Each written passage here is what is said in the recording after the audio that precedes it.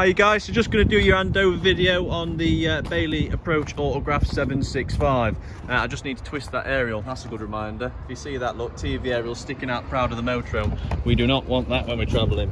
So, first things first, getting under the bonnet. Do that just here with one pull-up lever. Underneath here is the toolkit for the Fiat chassis. The jack in there isn't adequate for a motorhome, but the towing iron stuff is just in case you ever need it. The bar slides it forward, the front lever springs up the front, the back lever springs up the back, and then that adjusts the obviously the lean on the chair. Tyre pressures adjust down there.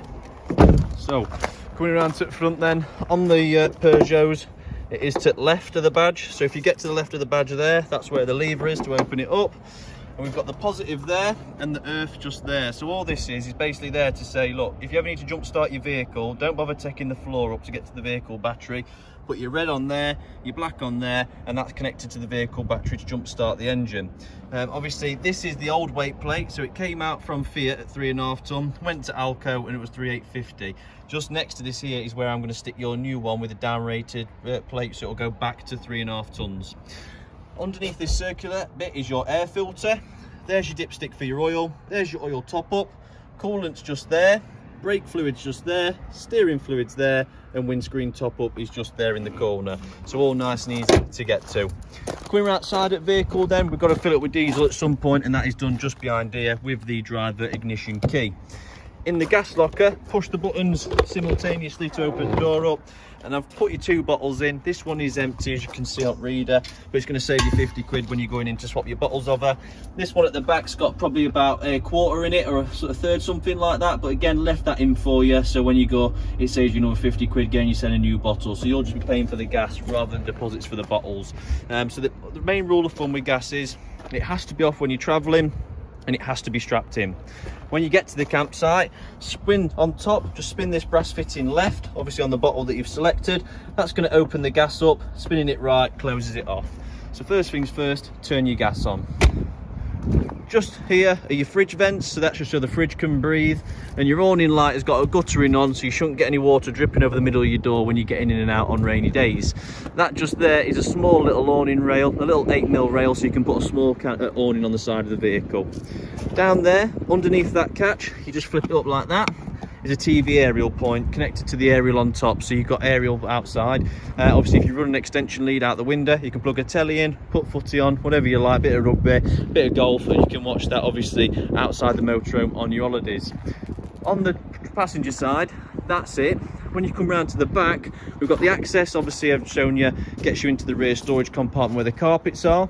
These 2 rails here are here for in case you want to add a bike rack, and then your reverse camera's up at top. 2 PZ2 screws, one at right, one at left, and that's going to adjust the height of the camera and where it points. We've set it up as a rear view so you can see a lot more behind you, but obviously you can have it pointing further down if you do prefer to do so. This here is just the vent, so like at home when you turn your heating on, boiler, steam comes out the house, this is exactly that. When you're running your Aldi heating system on electric, this will do nothing. When you're running it on gas, this centre cylinder will suck in oxygen, it'll burn it in the boiler with the gas, and the external cylinder will pump out the exhaust fumes. Coming down the side of the vehicle, we've got the wastewater drain off point. So this is your wastewater, and just around that corner there is your wastewater tank that it's strapped into. We've checked all the tape joints as you wanted us to do. They were there just as extra protection. Because it is push fit, like you can see, it's a bit like 20mm, 25mm conduit. Because it is that, what someone's done is they've wrapped it with strong tape just to make sure that it's going to last longer is all, because obviously everything with plastic does have a life expectancy. So they just did it to be belt and braces. But obviously turn that tap to open and close it, and that's going to drain that wastewater tank. To change the toilet cassette, we lift this up, we pull the whole cassette towards us, grab the handle at the top, and now we can take that to a designated area, twist this end round, spin the cap off, and simply tip straight out the bottom end.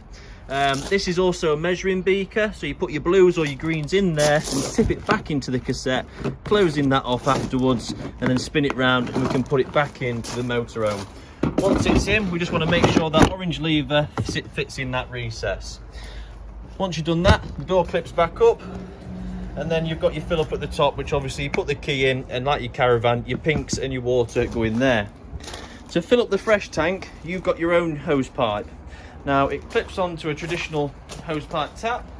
You then want to lift this up here, get the fit in, put it on, and you see how it just sits in that recess and pushes in. Put the lid down, over to here, turn that on, and now we're filling the motorhome's fresh water up just like that. And that's going directly into that tank that's under the floor, which I showed you where your water pump is, just next to your oven. Now obviously when it's full, which you'll be able to tell by going inside and looking at the control panel, we can turn it off. We then lift the lid up, pressing the buttons and pull it out, and then you'll wrap it up and put it in your tub again. The hookup lead is there obviously to power the vehicle. It's there to power the electric hob rings, it's there to power the heating, the hot water, the fridge when you want it on mains, and obviously it's going to charge your leisure batteries and vehicle batteries simultaneously when plugged in. Now externally, that is about it. We'll head on inside the motorhome now and we'll have a look at the control panel and show you a little bit about that. So when we go inside, we're in now, look, and we've got heating and hot water, control panel, electric bed operations. Got a couple of light switches down here for the kitchen as well. To lock the door from the inside, you just push that lever in there. When you unlock it, it unopens it for you. You've got a blackout blind on the door as well for extra privacy, and you've got a fly screen as well. That's obviously not going to open whilst the door is there because the bin is in the way, but the fly screen comes from this right hand side and sticks the magnetic strip on the left. Right, so when you come into the motorhome, we need to turn everything on. So we click the master. What I'm going to do is I'm going to turn awning light off, lights off, pump off, master off. Everything's off. This is just how you'll come into it.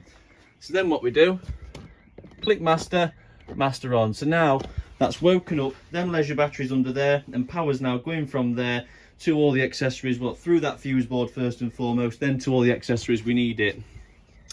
So master's on. Lights, click that on, that's going to provide power to all the lights. Awning on just means the light outside where that guttering is on, and then it's going to display the time of day. This here tells us we've got a hookup lead plugged in and it's powered up. Now to go through, cycle through, we click this button here, water level up, fresh water. So that's that one. So water level 24%. So when I turn that hose pipe on, then it was filling up. That's the levels I want to be looking at, water level. That's your fresh water. If I click again, it's going to show wastewater. So that's that grey tap at the back, which we know is empty.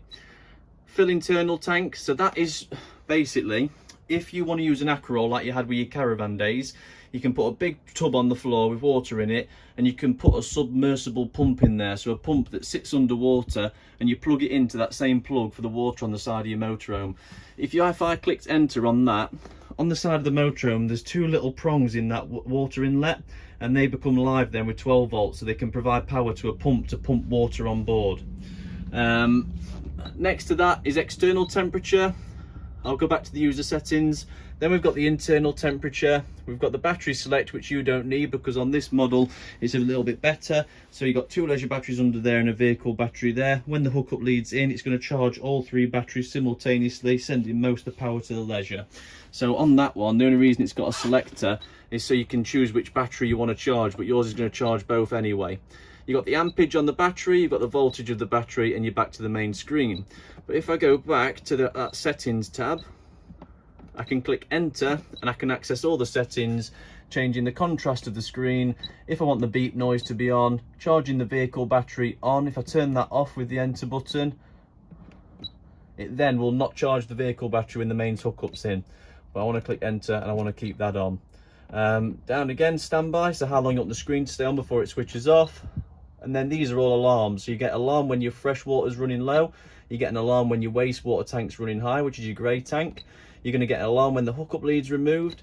You're going to get an alarm when you're using too much ampage, so too much obviously ampage on the system. You don't want to overdo the circuits. You're going to get an alarm when the vehicle battery's low and when the leisure battery's low. And auto battery just means it's going to swap from vehicle to leisure as and when the vehicle, well, say if the leisure batteries run completely flat, it'll automatically flick onto the vehicle for you. Then at the bottom it tells you what firmware you've got on this panel, and then exit main menu, click enter, and then you're back to the normal settings, look, the normal screens. And that's it with control panel. The bed you know exactly how to do, and then you've got heating and hot water. Turn the system on, And then what we've got here is, it just gives you a main screen to tell you what's currently on in the motorhome. So the heating's on 20 degrees, we've got gas, we've got electric, and it shows us that it's going to be cycling that round. We need to click menu, because tapping the screen is going to do nothing. Click menu, and then this is where we can get it going. So to change the temperature, just click plus and minus on the touchscreen at the top. So this is the air temperature, so this is the heating. So obviously 28.5, it goes all the way up to 30. I think it maxes out at 30. So you want to pick your temperature, you then want to pick your water temperature. So this is 40 degrees hot water, this is 70 degrees hot water. So shower is 70, washing pots is 40. And then if you turn it down again, I don't think you can turn it all the way off, it's got to be one or the other. So 70 or 40. Then you've got your power source, we've got electric and we've got gas. So if you're on a campsite, you don't want to use the gas, there's no point. So you just want this one here. And if I click down, it'll turn the electric off. If I click up, it's going to let us do 1 kilowatt, 2 kilowatt or 3 kilowatts. The higher the kilowatt, the quicker it's going to warm it up essentially. If it's really cold outside and you want hot water quick and heating quick, I click on here and we're using now 3 kilowatts of electric and gas at the same time. So this is both systems working at exactly the same time. If I was wild camping, like next to a loch in Scotland and I had no electric plug-in in, I just click on the gas, and now I'm going to get 70 degrees hot water and 30 degrees heating just off the gas system alone. And then obviously to turn it all off, just click off on your gas, make sure the electric's off, and now nothing's running. In your settings, we can do a daily event timer, so we can have the heating, hot water turned on as and when we want to, so it could be 7:30 in the morning every single day. We've got night mode, where it's going to quieten the pump down for the heating for a better night's sleep. We've got a normal timer, so this is an hourly timer. So I basically, whatever I click in these settings here, if I put that on 1 kilowatt, what it'll do then, if I go to the timer, whatever I've selected on that main screen, which is 30 degrees warm air, 70 degrees hot water and 1 kilowatt of electric, if I click that timer, then I could set how long I want that to stay on for, but only in hours, no longer than a day. And then these ones here for when someone's going to reprime your system for you, so for more for engineers. This is temperature, centigrade or Fahrenheit. This chooses your gas, winter or summer gas. And then click down and you've got the brightness, the volume, the language, and you've got the key code to lock it off. We've got the ampage, you can set your ampages on it so you don't trip any electrics off, so you can max your amp output. And then obviously we've got this one here where it says external start, so we can obviously start as soon as we plug the vehicle in, it can start this up for us automatically, which we do shy away from because you don't want the heating to be running the hot water if you don't need it to. It's just a waste of power. When you've turned the boiler on, so I remembered we had this conversation, I just thought it worth bringing up. So hose pipe fills up the fresh water and it goes into this tank just here, your fresh water tank. There's your water pump. So once the water has gone from there to there, we need to then get it from there to the boiler in the back corner. To do that, we come here, first and foremost we check, yep, there's fresh water in the tanks. So then we turn the pump on. Don't turn your water pump on unless you've already got water in your tanks. So now we know, pump's on, water level's there. What we do now is we run the water on the cold and the hot side until we get a solid stream of water just like this. Once we've done that, we know all the airlocks are out the system, and it means all the air is now out the boiler.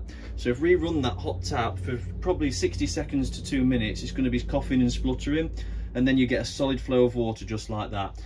And like I say, once we've got that solid flow of water, that's when we can come here, turn the boiler on, full temperature if you want it on your gas and your electric or whatever power supply you want. Just making sure we've got the water then from there to the boiler.